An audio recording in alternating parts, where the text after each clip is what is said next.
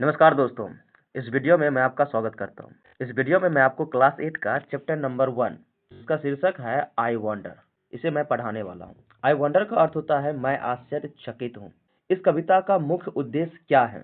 तो इस कविता का मुख्य उद्देश्य है, यह कविता एक बच्चे की जिज्ञासाओं को व्यक्त करती है। इसमें बच्चा प्रकृति से जुड़े कई सवाल पूछता है जो उसके मन में आश्चर्य उत्पन्न करते हैं। चलिए शुरू करते हैं आज की इस कविता को। सबसे पहले वार्मर पढ़ लेते हैं। देयर आर मेनी थिंग्स, कई चीजें हैं, दैट की वी वॉन्डर एट का अर्थ होता है पर, हम लोग उसके ऊपर आश्चर्यचकित होते हैं। टेल योर क्लास सम सच, कुछ इस प्रकार की चीजों के बारे में बताओ अपने क्लास में जिस पर आप आश्चर्य करते हैं। दैट की यू हैव ऑफन वॉन्डरेड एट, जिस पर आप अक्सर आश्चर्यचकित होते हैं। चलिए यहाँ से कविता शुरू होता है आपका। यहाँ देखिए, यहाँ एक बच्चा है। ये बच्चा प्रकृति को देख करके सोच रहा है। क्या सोच रहा है? क्या आश्चर्य उत्पन्न होता है इसके मन में? तो सुनिए, कह रहा है कि आई वॉन्डर, मैं आश्चर्यचकित हूँ। Why the grass is green, घास हरा क्यों होता है? And why the wind is never scene, wind का अर्थ होता है हवा। कह रहा है कि हवा हमें कभी क्यों नहीं दिखाई देता है? Who taught, किसने सिखाया? The birds to build a nest, किसने सिखाया पक्षियों को एक घोंसला बनाना? आपने देखा है कि घोंसला कितनी बारीकी से बना होता है, तो उसे सिखाया किसने इतने बेहतर तरीके से बनाने के लिए? And told the trees to take rest, और किसने कहा पेड़ों को, किसको?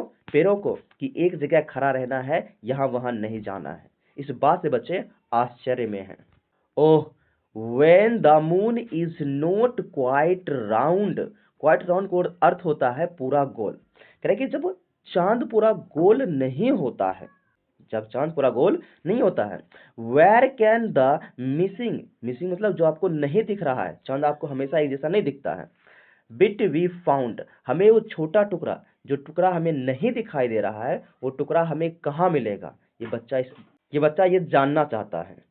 बच्चा इस बात के आश्चर्य में है कि वो जो जो भाग चांद का मुझे नहीं दिखाई दे रहा, वो कहाँ है, वो मुझे कहाँ मिलेगा? और आगे कह रहा है कि हु लाइट्स, यानी किसने प्रकाश डाला, the stars when they blow out. When का अर्थ होता है जब, जब वे बुझ जाते हैं। क्या होते हैं? जब वो बुझ जाते हैं तो उसमें प्रकाश कौन डालता है, ये कह रहा है।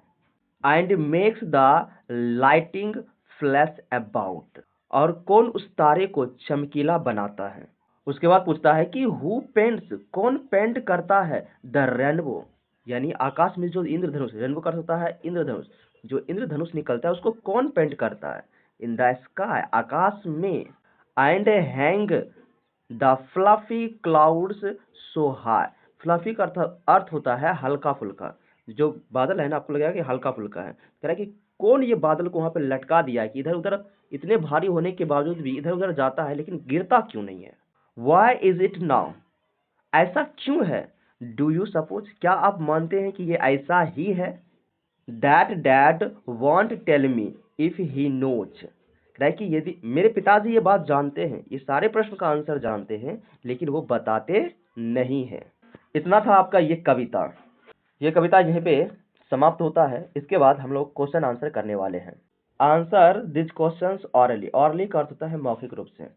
तो पहला प्रश्न है आपका, what things in the first stanza tell you that the poet is curious, कि उन चीजों के बारे में बताइए जो पहले स्टेंजा में है, जिसके बारे में लेखक जानना चाहता है। स्टेंजा का अर्थ होता है छंद, यानी पहले पैराग्राफ के बारे में जो भी बताया, पहले पैराग्राफ में जो भी बताया गया है उसके बारे में आपको बताना है कि उसमें क्या क्या पूछा गया है।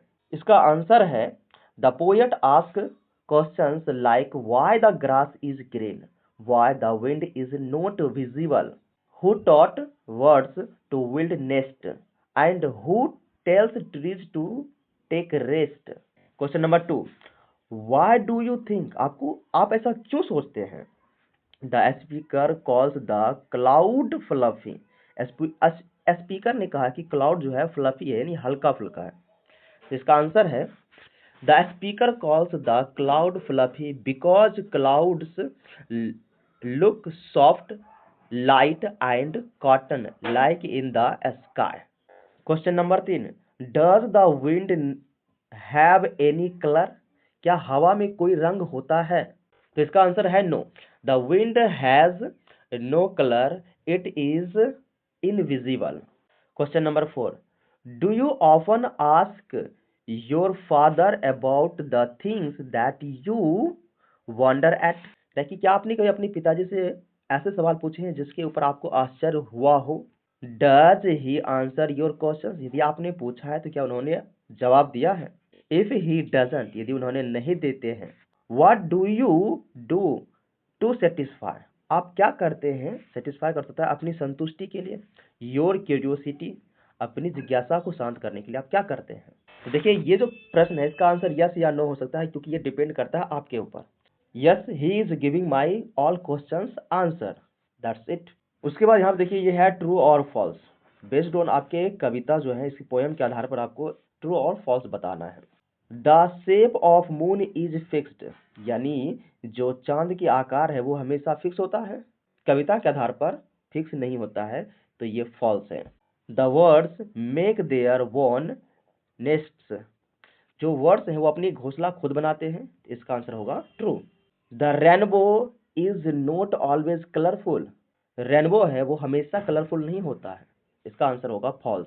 Think of the things and ideas that you associate with rain, कि उन चीज़ों के बारे में सोचिए और विचारों के बारे में सोचिए जो जुड़ा हुआ है, एसोसिएट यानी जुड़ा हुआ है किससे? रैन से, बारिश से. Then fill in the blanks bubbles with suitable words, यहाँ जो आपको खाली जगह दिया गया है, इन खाली जगह में आपको जो वर्ड्स भराएगा आप उसको लिखना है, लेकिन वो जुड़ा होना चाहिए रैन से. किससे? रैन से. जैसे ऊपर में देखिए एक बना दिया है क्लाउड, क्लाउड रैन से जुड़ा हुआ है. वैसे ही अगर आपको इसमें भरना हो तो आप क्या भरेंगे? आप भरेंगे थंडर, इसमें भरेंगे मड, इसमें लिख लीजिए अम्ब्रेला, और इसमें लिख लीजिए पडल. पडल का अर्थ होता है पोखर और मड का अर्थ होता है कीचड़. Answer each of the following questions in note more than 15 words, कि आपको लगभग 50 शब्दों में इस प्रश्न का आंसर लिखना है.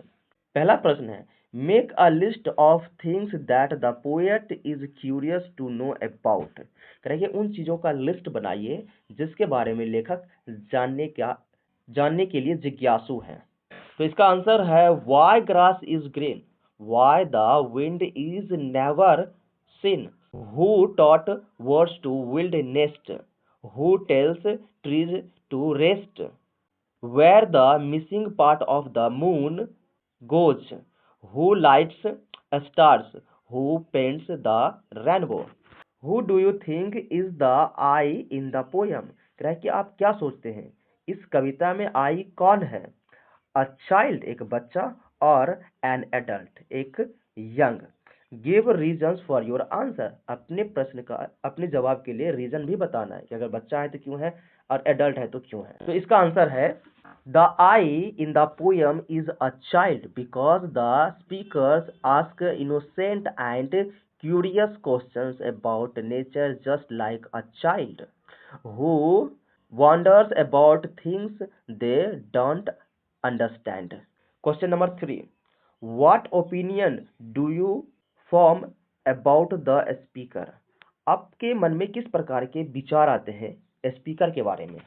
तो इसका आंसर है the speaker is very curious, observant and imaginative. They ask thoughtful questions about nature, showing their eagerness to learn and understand the world. Question number 4. What does the question in the end suggest about the speaker's attitude towards his dad? तो इसका answer है the last questions suggest that the speaker believes his father knows the answers but does not tell him. It reflects the child's slight frustration and disappointment. That's all. इतना ही था आपका एक question answer. यहाँ पे आपका question answer खत्म होता है. Thank you so much.